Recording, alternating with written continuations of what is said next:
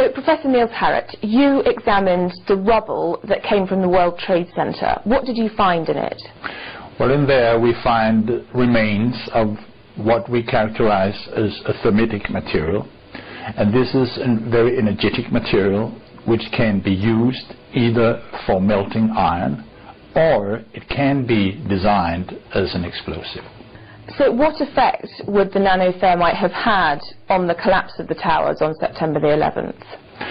Actually, within the group of authors behind this paper, which we published in April, there are diverging opinions about what this nanothermite was used for.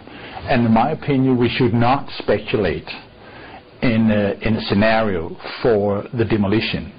There's no doubt that the 3 towers were demolished on 9/11. But beyond that, there is very solid evidence for that some thermite has been used for melting the steel beams.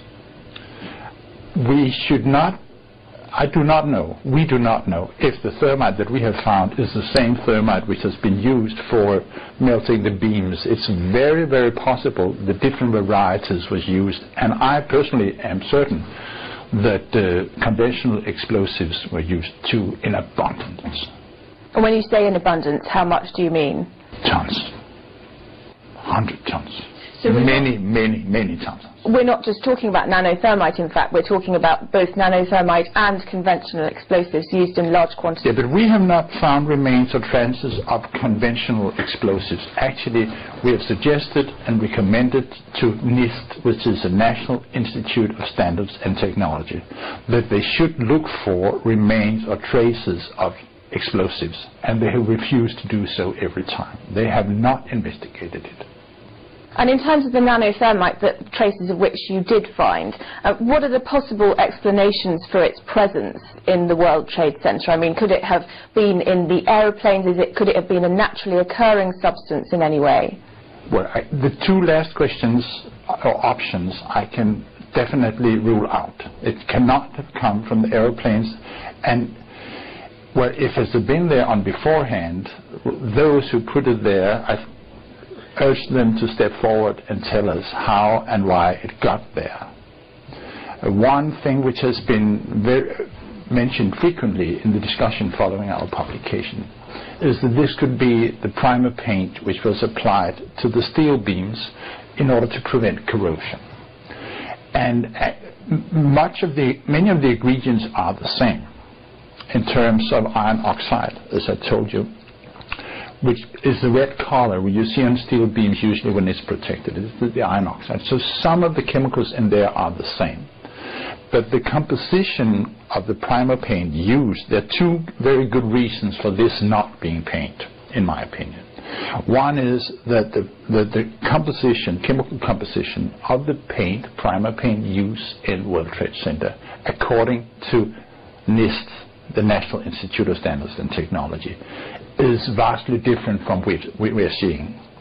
To be specific, I say we are missing large amounts of chromium and